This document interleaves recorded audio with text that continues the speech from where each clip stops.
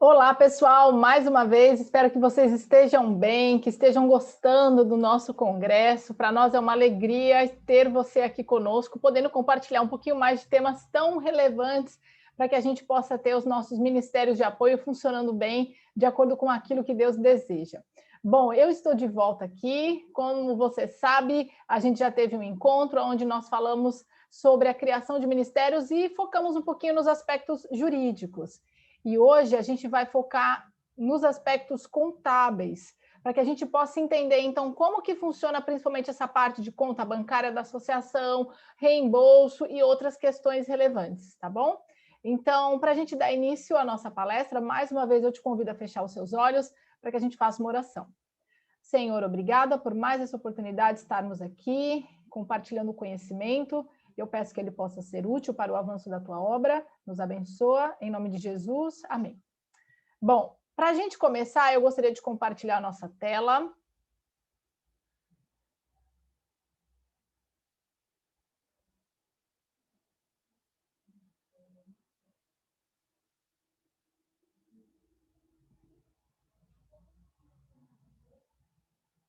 Pronto, você está vendo aí, então, criação de ministérios, aspectos contábeis. Para você que está me vendo pela primeira vez, eu sou Gabriela Braga, advogada, e trabalho aqui no Centro Educativo Vida e Saúde, em Porto Velho, Rondônia, coordenando a Escola Missionária da Associação Norte de Rondônia e Acre, ok? Mais uma vez, eu agradeço muito, para mim é um privilégio enorme estar aqui compartilhando um pouquinho do conhecimento. Bom, mas vamos lá, sem mais delongas, aspectos contábeis dos ministérios de apoio. Primeiro ponto que a gente vai tratar aqui é sobre a conta bancária da associação. Então, só recapitulando um pouquinho o que a gente viu na nossa palestra anterior, nós vimos que para um ministério de apoio ser regular, o ideal é que ele se constitua no formato de associação. E aí nós falamos na última palestra como se forma uma associação, nós falamos também sobre o corpo de colaboradores, estudamos um pouquinho sobre a lei do voluntariado e hoje a gente vai tratar então de novas questões, dando continuação ao que já foi iniciado. Portanto, falando um pouquinho sobre a conta bancária da associação. Bom, concedido o alvará, lembra que foi o último passo que a gente deu para a criação da associação e, portanto, a associação já vai estar em funcionamento e já vai ter, então, o número do CNPJ. Depois disso, o que nós precisamos fazer é ir até uma agência bancária, qualquer agência da sua preferência, e abrir uma conta no nome da associação, na qual o presidente e o tesoureiro serão os representantes. Veja, é importantíssimo, na verdade é indispensável, é obrigatório que a associação tenha uma conta no nome dela para que ela seja regular. E toda a movimentação financeira da associação precisa ser via banco, via essa conta. Vamos analisar um pouquinho agora a figura do tesoureiro, né? Então, o tesoureiro, ele é um membro integrante da diretoria da nossa associação e agora a gente vai dar um pouquinho de destaque para a figura dele para a gente entender a sua importância. Veja, o tesoureiro, ele é o guardião irresponsável pelo dinheiro da associação. Ele tem acesso ao banco para assinar cheque em conjunto com o presidente. E portanto, esse cheque tem que ter, no mínimo, 2 assinaturas. O tesoureiro, ele detém tudo o que for relacionado à receita e despesa da associação. Todo o dinheiro que entrar na associação, esse tesoureiro precisa emitir um recibo da associação. Esse recibo, como funciona? Ele precisa mandar fazer na gráfica talões numerados obrigatoriamente. E todo o dinheiro que ele receber, ele deve emitir um recibo na contabilidade e ele envia, portanto, para a contabilidade, né? E lá eles devem fazer o lançamento indicando o nome e o CPF do doador, porque isso vai constar como entrada no caixa da associação e é necessário que se saiba a origem exata de onde veio esse dinheiro. Portanto, com o talão numerado, vai saber exatamente a sequência das entradas, quem doou o dinheiro, com dados específicos como nome e CPF do doador. Muito bem, essa despesa e receita que tem, portanto, no fluxo financeiro da associação, essa despesa e receita compõe o livro caixa, que deve ser encerrado no último dia do mês, batendo exatamente com o extrato bancário. Então, veja, o extrato bancário e o livro caixa, eles precisam bater, eles precisam ser iguais. Bom, e despesas pequenas, né? Por exemplo, R$ 2, R$ 3, R$ 5. Como que faz? Você vai pagar em cheque? Vai dar um cheque tão baixinho assim? Como que a gente faz com relação a esses gastos, às vezes, de pequena monta da nossa associação? Será que precisa emitir cheque para isso? Veja, a lei traz uma solução. Não, você não precisa emitir um cheque nesse valor. A lei tem uma solução que se chama romaneio de caixa, né? Então, nada mais é do que uma retirada.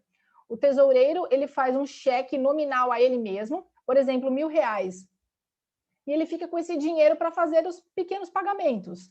Então, ele vai pagando e guardando as notas e ou recibos.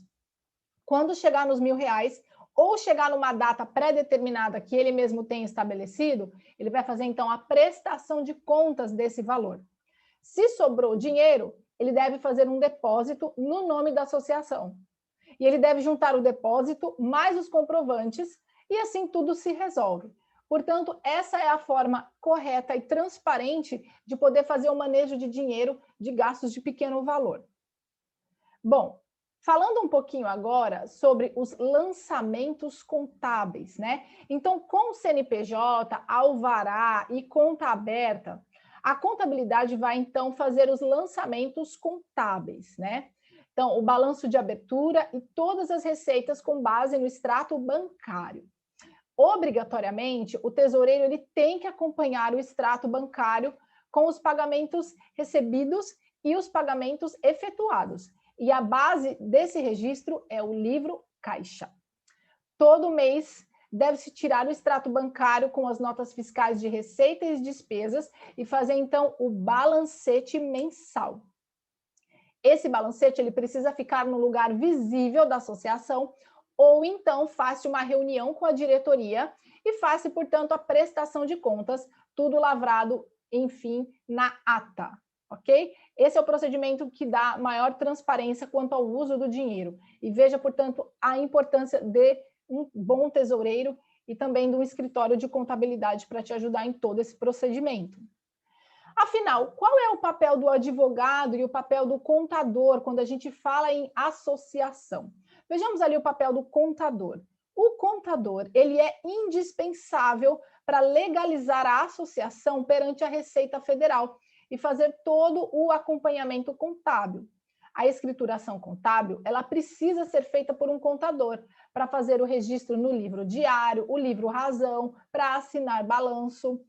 E a figura do advogado, por que ele é importante? A figura do advogado é indispensável também para poder assinar o estatuto na constituição da associação e fazer a alteração dos dados.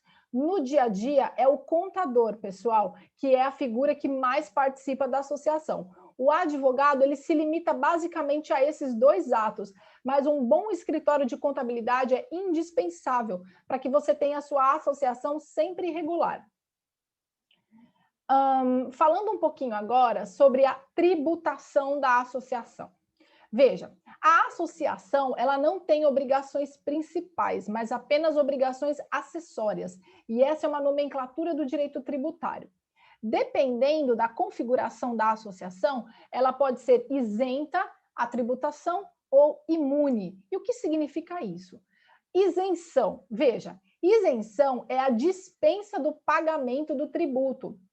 Então, ocorre que, em certos casos, há uma obrigação constituída de pagar, porém, posteriormente, há uma dispensa do pagamento do tributo. E cada ente federativo da nação é livre para dar isenção referente aos seus tributos. Vou dar um exemplo. Por exemplo, o Estado ele é competente para cobrar o IPVA. Mas o Estado também pode, por qualquer razão, decidir que vai dar isenção do IPVA e não cobrar esse tributo, não cobrar esse imposto. Então, a isenção é isso. Ele pode cobrar, ele pode lançar, mas ele também pode decidir isentar, não cobrar. Algumas associações elas podem sofrer isenção de tributo, a depender do ente federativo. O município pode decidir isentá-la de algum tributo, o Estado também e a União também. A isenção não se confunde com a imunidade. A imunidade, ela é a exclusão da obrigação de pagar tributos. Então, o tributo não pode sequer ser lançado, né? E as hipóteses de imunidade, elas estão previstas na Constituição Federal. Então, para o que nos interessa, né, que é aplicado para as associações, a imunidade, ela pode ser aplicada para instituições de educação e assistência social sem fins lucrativos, atendidos os requisitos previstos em lei. Então, essa é a imunidade. Na imunidade não pode sequer haver o lançamento do tributo. E como a gente está falando de associações, quais tipos de associações podem ser imunes à tributação? Aquelas voltadas para a educação e assistência social, sem fins lucrativos. Falando um pouquinho, então, das obrigações acessórias, que nós falamos que elas têm obrigações acessórias, quais são elas, né? Então, a gente vai analisar as obrigações acessórias perante a Receita Federal e perante o Ministério do Trabalho. Perante a Receita Federal, eu vou trazer alguns termos técnicos, mas isso aqui é importante para você saber, caso você não cumpra, o que acontece, tá? Então, veja ali, nós temos perante a Receita Federal a DCTF, que é a Declaração de Débitos e Créditos Tributários Federais. Nada mais é do que uma guia que você precisa recolher. Se tiver movimentação financeira, você precisa apresentar essa guia mensalmente, ok? Então, tem doação, tem despesa, você precisa apresentar a DCTF mensalmente. Toda a movimentação financeira, como eu disse, precisa ser via banco. Se não tiver movimentação, você deve apresentar a DCTF apenas no mês de janeiro. E veja, se você não apresentar essa informação, a penalidade pelo não recolhimento é uma multa mensal de R$ 500. E se você pagar dentro de 30 dias da notificação, haverá uma redução de 50%, portanto, cai para R$ 250. Veja como é importante fazer, então, cumprir essa obrigação tributária sob pena de uma multa que não é uma multa barata. No mês de junho também é necessário que a associação apresente a ECD, que é a Escrituração Contábil Digital, que é onde faz o balanço e registro, né? E registra, então, na ECD. E a penalidade pela não apresentação da ECD é uma multa de R$ 1.000 em parcela única. Falando um pouquinho agora sobre as obrigações perante o Ministério do Trabalho, nós temos a RAIS, que é um valor que precisa ser pago referente à relação anual de informações sociais, se a sua associação tiver funcionários. Se não tiver funcionários, você apresenta a RAIS zerada. E a penalidade pelo não recolhimento dessa guia é quase de R$ 700 em parcela única. Veja, se essas informações elas não forem prestadas no prazo adequado, o CNPJ da associação será suspenso e a Receita Federal não emitirá certidão negativa, porque, portanto, você não vai ter nenhuma certificação de que a sua associação está regular perante a Receita. E tudo isso, pessoal, é sempre feito por um contador. Por isso que a gente vê que a figura do contador perante a associação, perante o nosso Ministério de Apoio, que a gente está tentando regularizar, é muito importante. Bom, fechando um pouquinho agora com relação a essas questões de tributação e essa parte contábil, vamos falar então sobre as principais cautelas que é necessário que nós tenhamos com o nosso voluntário. Então, referente ao nosso voluntário, quais são os riscos, né, que pode acontecer quando você tem um voluntário no seu projeto? Então, o primeiro risco é formar vínculo empregatício, né? O segundo é o risco de acidente e o último é o trabalho em condição análoga de escravo. Vejam, pessoal, não é todo mundo no nosso país que entende a lei do voluntariado e que aceita esse tipo de trabalho. E os juízes também não são, às vezes, muito simpáticos a esse tipo de condição que a pessoa se dispõe a estar. Então, nós precisamos ter toda a cautela possível para que não configure vínculo empregatício o trabalho do nosso voluntário no projeto. Por isso que é indispensável que haja o termo de adesão, é indispensável que fique muito bem definido a questão da jornada de trabalho, que fique muito claro que assim ele não tem que se submeter aos vínculos da relação de emprego, que é a pessoalidade, a subordinação, a impessoalidade e por aí vai, né? Então, todas essas cautelas são importantes. E quando a gente se fala em remuneração, como eu falei na primeira palestra, ele não ganha salário. E a gente vai ver como que a gente vai regularizar, então, esse reembolso de despesas, ok? Se a gente fizer tudo certinho, não tem por que configurar vínculo empregatício. Só que qualquer deslize pode ser que configure. Então, esse é um cuidado que a gente precisa ter. Outro ponto é o risco de acidente. Pode ser que o voluntário sofra algum acidente enquanto ele está prestando o trabalho, o serviço voluntário. E a gente tem que tentar evitar o máximo possível, dando a ele boas condições, para que ele possa executar bem o seu serviço. A gente vai falar um pouquinho logo sobre a questão de seguro, tá bom? E o trabalho à condição análoga de escravo. Então, não é porque ele é voluntário que a gente também vai tirar o couro da pessoa, né? Como eu falei, o Ministério do Trabalho, a Justiça do Trabalho, principalmente o Ministério Público do Trabalho, é quem é responsável por fiscalizar essas coisas.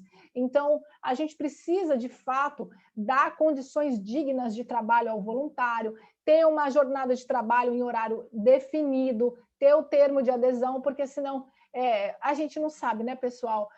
Tem todo tipo de gente nesse mundo e vai que uma pessoa que às vezes não ficou muito satisfeita com o que fez, aí no seu projeto resolve entrar com um projeto, com um processo trabalhista e requerer vínculo empregatício, pedir salários atrasados, 13º salário, ainda falar que ele trabalhava como condição de escravo. Então, para que não tenha problemas, a gente precisa se respaldar e se fechar em todas essas áreas.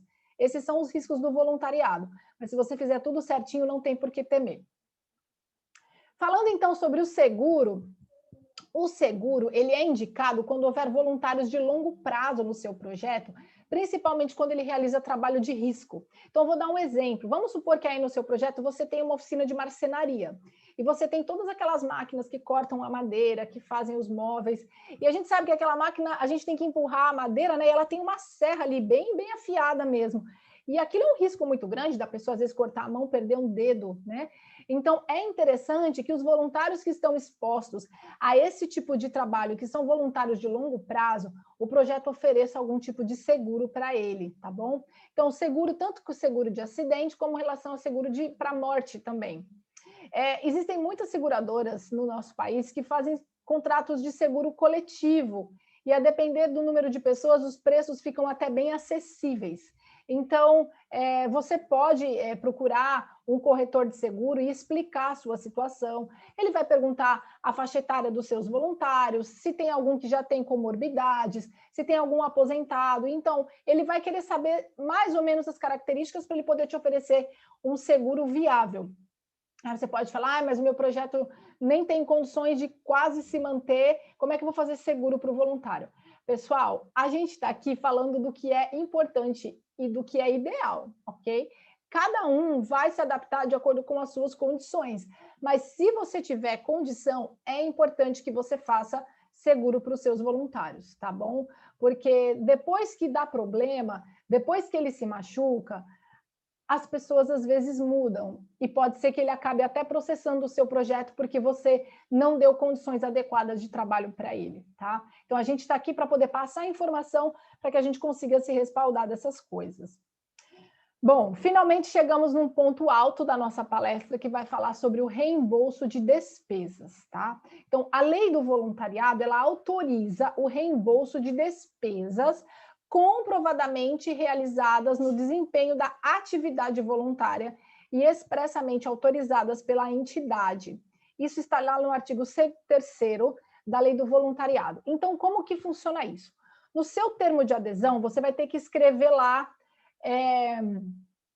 o valor que você autoriza o reembolso. Então, veja na prática. Na prática, você vai fazer um reembolso de até determinado valor, recolhendo notas fiscais das despesas. Por cautela, você precisa colar essas notas no sulfite e tirar cópias, porque geralmente aquele papel que as notas vêm, ele apaga a informação. E aí você dá um recibo para o voluntário assinar no valor total das notas, com data, nome completo e o valor por extenso. e constando expressamente que se trata de reembolso de despesas. Depois, você envia isso para a contabilidade, onde essa retirada será computada como despesa do voluntariado, certo? Então, vamos pensar uma situação. Você precisa fazer o repasse para o seu voluntário no próximo mês. No mês anterior, ele vai recolhendo nota fiscal de tudo que ele consumir. Nota de mercado, nota de farmácia, compras com higiene, qualquer coisa, né? E na hora de você repassar o valor do reembolso para ele, ele te dá antes as notas. E aí você vai somar notinha por notinha e você vai ver o quanto que resultou esse valor. Exemplo, no projeto onde a gente trabalha aqui, o reembolso dos voluntários é de até R$350. Então, eles podem gastar isso por mês, que depois eles são reembolsados. Eles trazem as notas, o contador faz a soma e depois passa o dinheiro para eles. E cada voluntário aqui tem uma pastinha aberta, onde a gente cola as notas no sulfite e deixa armazenado. O dinheiro que sai do caixa da associação para poder pagar esses voluntários é considerado como despesa de voluntariado. Aqui a gente tem o exemplo de uma nota fiscal que é válida perante o fisco e que retrata tudo que precisa ter nessas notas que eu estou falando. Então, veja, é importante que haja o nome do estabelecimento, o CNPJ, a atividade que ele realiza, o endereço do estabelecimento, o produto que foi consumido, no caso aqui foi uma nota de alimentação, né? O valor que foi gasto, tem o QR Code aqui nítido aparecendo, né? Tem a data também que a compra foi feita, ó, veja aqui a data que a compra foi feita. Então, esse daqui é o exemplo de uma nota válida. Então, é esse tipo de nota que você tem que buscar pegar do seu voluntário para poder, então, validar o repasse do valor para ele mensal. Nós temos aqui também um modelo de recibo, tá? Do voluntário. Então, como eu falei, você vai pegar todas as notas fiscais, vai somar, e aí você vai dar esse recibo aqui para o voluntário preencher. Vai colocar o nome completo, o CPF, o RG, o nome do seu projeto, e a que período corresponde aquele reembolso. Então, por exemplo, de 1/1 de 2021 a 30/1 de 2021. Opa, perdão. Então, aquele reembolso é referente ao mês de janeiro de 2021, a cidade, o estado, e aqui você pode definir, né, delimitar o que foi gasto com cada área. Mas se você também não quiser colocar, não precisa, você coloca o total geral aqui, local e data por extenso e a assinatura do voluntário, ok? Então, aí você pega esse recibo e você junta lá na contabilidade junto com as notas dele, tá? Isso é extremamente importante para deixar bem transparente, bem regular a questão da saída do dinheiro com despesa de voluntário. Ótimo, então vamos seguindo aqui para a gente falar sobre a previdência social. Como a gente viu na primeira palestra, não há obrigação previdenciária do projeto por parte do Ministério em recolher o INSS para o voluntário. Contudo, para que o seu voluntário não fique descoberto, o ideal é que ele mesmo recolha na modalidade facultativa, tá? Então, veja, pessoal, às vezes é tão difícil conseguir um voluntário comprometido, não é mesmo? Então, às vezes a gente não tem interesse que o voluntário vá embora, porque essa rotatividade também prejudica o desempenho das atividades no projeto. Então, algo legal que é você viabilizar para o seu voluntário, se você tiver condição, é pagar essa guia do INSS. Aqui a gente tem o site da Receita, que nos mostra exatamente como que essa guia é gerada. É bem simples. A pessoa entra lá e ela vai preencher, então, com os dados. E ela tem que colocar que ela quer ser um segurado facultativo. Ela vai precisar do número do PIS, tá? E ela vai digitar e depois ela vai preenchendo exatamente os requisitos que o site pede. Tudo pela internet, super tranquilo, emite a guia por esse endereço, paga e tá tranquilo.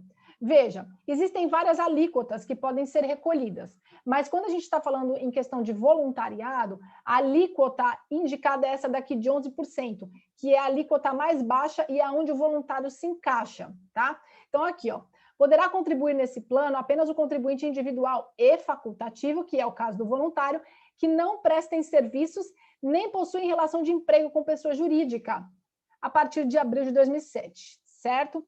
Com o cálculo com base no salário mínimo vigente. Então, é isso aí, ó, o voluntário não presta serviço, não se configura como um prestador de serviço no sentido técnico, também não possui relação de emprego, isto é, vínculo empregatício com a pessoa jurídica. Então, o voluntário ele se encaixa aqui, tá? Nessa alíquota aqui, ele é um segurado facultativo com alíquota de 11%.